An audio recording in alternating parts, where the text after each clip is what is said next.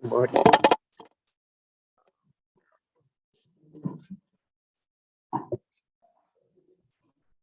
Nachum, can I see you for a minute?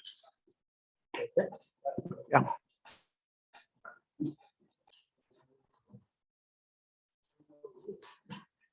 Two books, one for Shiur and one for a lady that's waiting there. Erev Tov, everyone. This week's parsha, we have the parsha of Bikurim, the recitation of the parsha, the psukim, by the farmer that brings his first produce to the Beit HaMikdash. And then it's followed by the parsha of Vidui Maaser. Maaser was in 3-year cycles, and there were different types of Maaser. There was Maaser Rishon, which was 10% of the crop that went to the Levi. The Levi had to give Trumas Maaser. He had to give from what he got, Truma to the Kohen.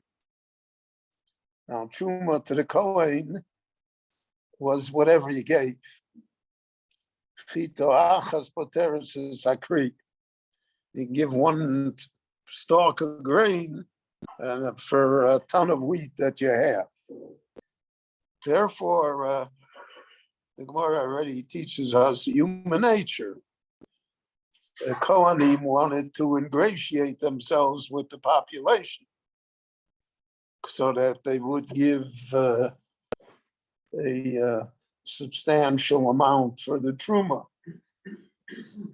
And therefore, the Gemara uses an example of a Kohen that he waits at the granary. He's standing there right away to make sure that you give him. And the truma that was given had to be eaten, the tahara was a whole process. The Meiser didn't have those restrictions, and that was given to the Levi.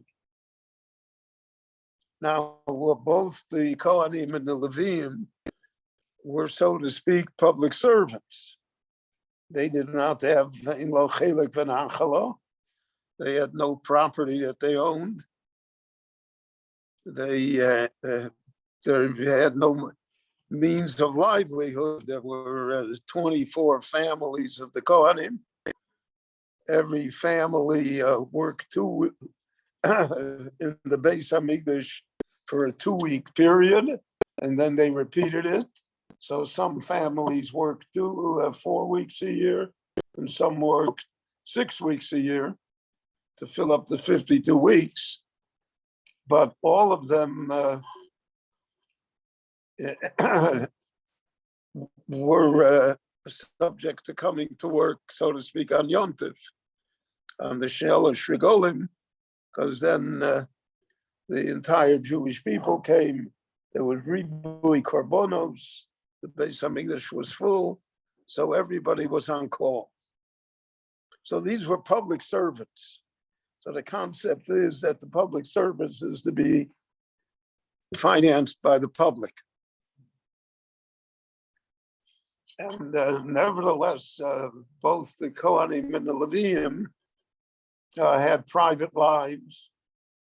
The time of the Bayis Sheni, many of the Kohanim were extremely wealthy. Now, it's interesting to note, just as a side issue, that in the Bayis Sheni, many of the Kohanim were non-believers. You know, it's the old bad joke that 2 rabbis leave a rabbinic convention, and one turns to the other and he says, Yankel, what if there is a God? So that's too cynical, but it can happen. And so the Gemara and Yuma were coming now to Yom Kippurim, to Yom HaKodesh. So the Mishnah in Yuma teaches us that they had to make the Kohen Gadol take an oath that he would behave properly, that he would follow the halacha in preparing the Torah, etc. And the Mishnah says that both sides wept. Those who administered the oath wept that we reached a stage that we had to give an oath to the Kohen Gadol. And the Kohen Gadol wept that we reached a stage where he was not trusted and that he had to give an oath. So it's hard to be a public servant. And it remained a tradition amongst the Jewish people until today that Kohanim and Leviim are special. More Megillah teaches us that you have to give the Kohen the first Aliyah, to give the Levi the second Aliyah. So even though the din is that a Talmid Chacham, so to speak, supersedes all genealogy, the Gemara says, Mamzer Talmid Chacham Koden the Kohen Gadol Amoritz. A Talmid Chacham of questionable lineage, nevertheless has precedence in Jewish life. Even someone that's an aristocratic peer belonging to the upper class, but he's an Amoritz, so he doesn't rank equal to the Kohen Gadol. But in public matters, the Kohanim and the Leviim were given their due. And therefore we have halachas, for instance, in Shul for aliyahs, the Kohen and the Levi got the first two aliyahs. So there arose a custom because of the fact that sometimes they had to give aliyahs to the Israelim for whatever reason. So they would send the Kohen away, told them to stand outside. That's not the custom in our shul. In our shul, we try to follow that the Kohen gets the first aliyah.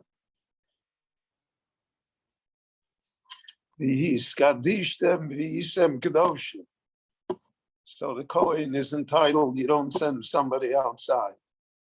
You have a problem, so you have a problem. But that doesn't mean that because they wanted to exalt the fact that there were Kohanim and that there were Leviim. And the matter of that type of yichus remains until today. There are questions that arise by people who come to bless the people, Birchas Kohanim. What kind of Kohen can go? That was always a question of Yuchsin. You could establish a person's Yichus. You could say, oh, I saw that he went to Duchen. If he went to Duchen, he must be a Kohen. He must be a Kohen, he's entitled. The Gemara discusses all of these things because they are all not ironclad. They're not 100%. And the Gemara even brings a case where Tana was called up to Niduchen even though he wasn't a Kohen. So how does that work? So that's a different idea. But nevertheless, the concept always remained Kohanim, Leviim, and special halachas for a Kohen. And even Bizman Hazeh, Tumas Kohen, not to be Matamil Ameis, etc. All of these things remain. And these are things that have preserved the Jewish people till today. I remember I was friends with an Israeli official a long time ago when I was in Muncie. And it was a complicated matter that I was able to influence the Israeli government at that time through the Jewish agency to put money into Jewish chinuch in the United States. I told them, if there's not going to be any Jews, you're not going to have anybody to come to. And so even though you don't believe in the whole thing, which they didn't, but nevertheless, they set aside a budget over, it was like an NGO.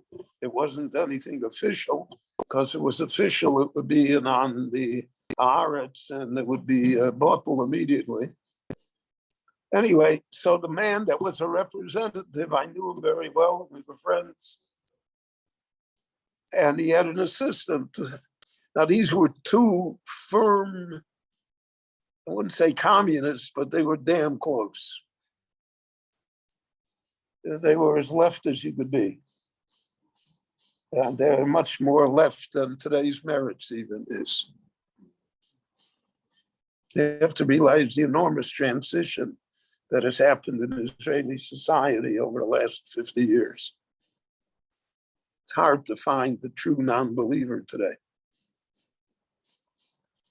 And so when the head of this foundation passed away, so the funeral was here in Yerushalayim, it was here in Shamgar. So I flew in for the funeral, and even I was one of the maspidim, and it was unbelievable because I was here coming. I'm practically the only person there with a kippah, and I got all these kibbutzniks in front of me, and I was maspidim in Hebrew, which really put them away. It really had many zchuyot. But the man, the assistant that accompanied him, so he's taking me to the funeral. And we come, Shamgar steps up to the Beit Hesped. So we mounted the steps together, and I'm ready to go in. He says, I can't go further. So I thought, maybe he can't, it was too much for him, the steps. So I looked at him and he said, Ani Kohen. Here's a person that, Shabbos not Shabbos, and Pesach not Pesach, and Chometz is not Chometz, and Tefillin he doesn't. He says, Ani Kohen, he can't go in. So it made an impression upon me, an enormous impression upon me. You're a Kohen. I say, you're a Kohen to the end. And that somehow overrides all other considerations. So this vidui master that the Jew says, he says that Rabban Shalom, I gave the Meiser I was supposed to. There's Meiser Rishon, the 10% to the Levi. There's Meiser Sheni, the fruit that I have to bring up to Yerushalayim. I can't bring the fruit, I change it for money. And the money is like a due bill that has to be paid only in Yerushalayim. You only spend it in Yerushalayim. And on the third year of the Meiser cycle, there's Meiser Ani, which is a Meiser that's given to the poor. Lager, la yosam b'almono. So he has to say, I took care of all the Meiser. And then he says an interesting thing. He says, I didn't eat it from it when I was in Avelis and Aninus. I didn't do this to it. I didn't eat it when I was Tomei. He says, V'lo shachachti, I didn't forget. That's really the key in life. That's the vidui. The vidui is God, I confess. I tried to remember. I didn't forget. I didn't forget who I was. I didn't forget what the whole story is. I didn't forget the thousands of years that preceded me. I know what happened, how I came here to Yerushalayim. I know that's the whole Parsha Bikurim is, I remember Arami Oved Ovi, all of it is still here. Oh, Shachachti, I didn't forget. And we all know in life that's a curse that is dreaded, that people forget, can't remember, don't even remember who they are. We all pray that God forbid that should never happen to us. But it's a two-way street. The effort to remain, the effort to remember, the ability to say Lo Shachachti. So that is important. That's why we find it by Amalek in last week's parsha, Lo Tishkoch, don't forget. Just don't forget. And that really, the Baal Shem Tov said that Golus is Shikha. The idea of exile is forgetting. And the reason that we're here is that the Jewish people didn't forget, which is really the most remarkable thing in the whole story here, is that we remembered. And I think that all of us at one time or another may have had this feeling that you come to a place in Eretz Yisrael and you feel, I was here once before. Somehow it's familiar to me. It's deja vu, even though I never was here before. It's because you don't forget. And all of that is included in the subtle messages that the Torah teaches us in the parshas that we will read this Shabbat. Rabbi Chananya ben Akashia, Merotz HaKadosh Baruch Hu B'Zakas Yisrael, V'filcha Chibur Lahem Torah Mitzvot Shenemar, Adonai Chomei Tzman Tzidkol Yagdilu Torah V'Yagdilu.